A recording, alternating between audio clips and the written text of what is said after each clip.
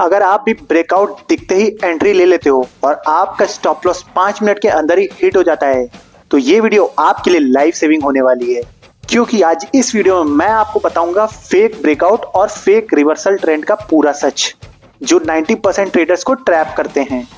सबसे पहले बात करते हैं कि प्रॉब्लम कहां पे आती है। देखो, जैसे ही रेजिस्टेंस ब्रेक होता है आप लोग क्या करते हो, बाय साइड की एंट्री बना लेते हो, और जैसे ही सपोर्ट ब्रेक करती है कैंडल कोई भी तो सेल साइड की एंट्री बना लेते हो।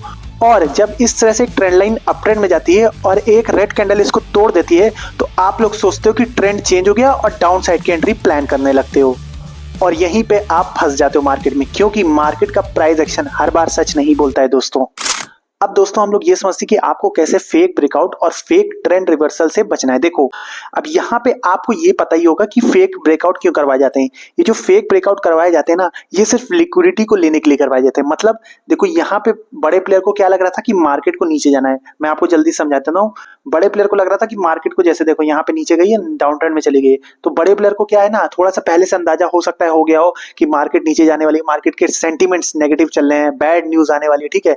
तो वो क्या चाहेगा कि अपनी क्वांटिटी वो क्या चाहेगा, जितनी ज्यादा ऊपर के प्राइस पे बेचेगा उतना ही ज्यादा उसको नीचे जाने पे प्रॉफिट होगा। तो वो क्या सोचता है, अब देखो यहाँ रेजिस्टेंस पे हर कोई सेलिंग करता है, ठीक है। अब ये रेजिस्टेंस है, यहाँ पे सेलिंग आई, यहाँ पे सेलिंग आई, यहाँ से सेलिंग आई, ठीक है।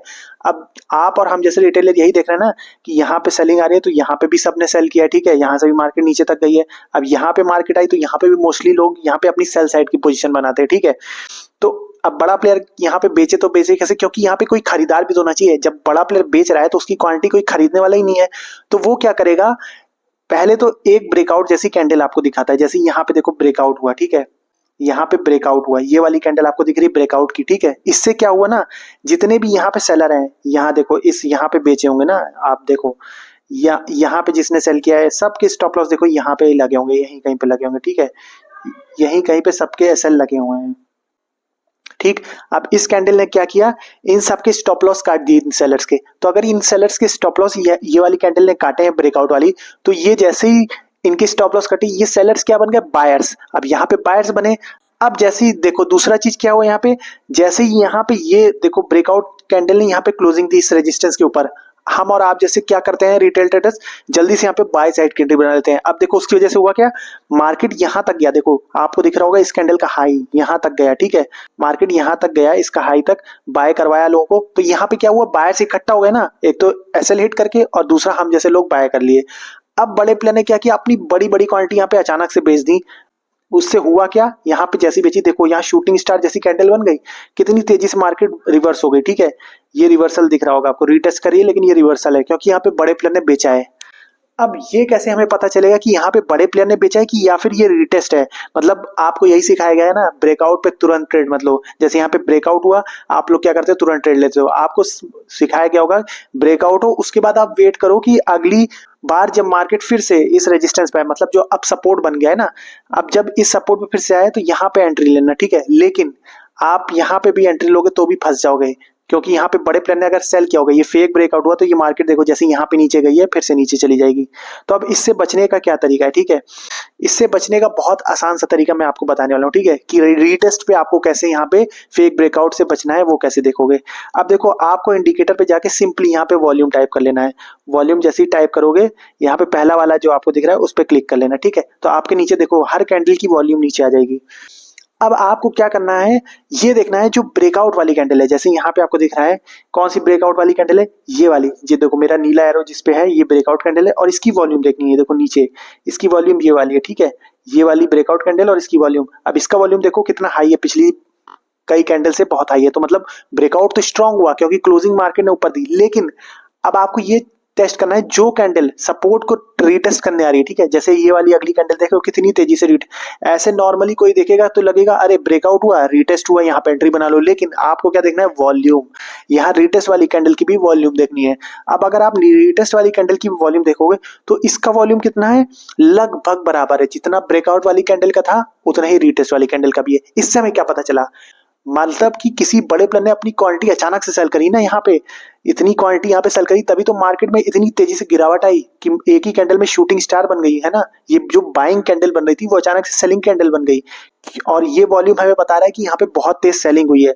तो हमें यहाँ पे ट्रेड अवॉइड करना है। जब भी रीटेस्ट वाली जो कैंडल है अगर उसका वॉल्यूम ब्रेकआउट वाली कैंडल से ज्यादा है या फिर उसके आसपास ही है, जैसे यहाँ पे आपको दिख रहा है दोनों कैंडल का, जो रिटेस्ट वाली कैंडल है और जो ब्रेकआउट वाली कैंडल है, दोनों का वॉल्यूम लगभग आसपास ही है। इससे हमें ये पता चल रहा है कि यहाँ पे बड़े प्लेयर ने अपने सारे ऑर्डर इकट्ठा यहाँ पे प्लेस कर दिए, सेल कर दिए, तभी मार्केट देखो इतनी तेजी से नीचे आ गया।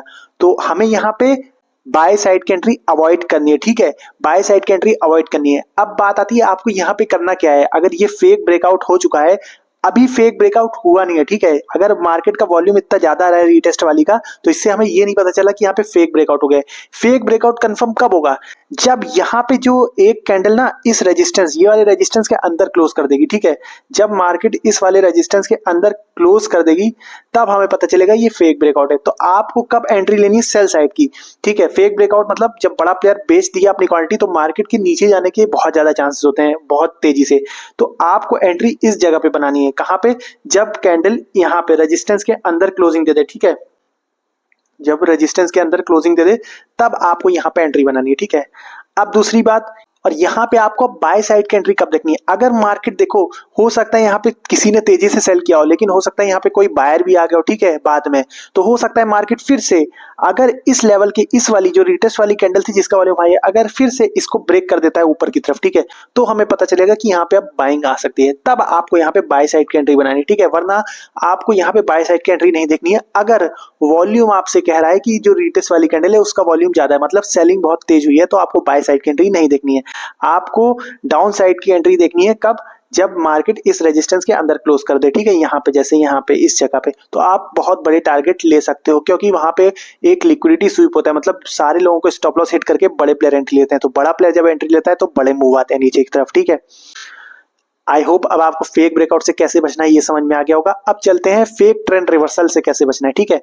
अब देखो जब मार्केट यहां से, देखो यहाँ पे एक लो बनाया है, ठीक है, यहां से लेके यहां तक मूव दिया, ठीक है, ये क्या बना हमारे लिए, हायर हाई।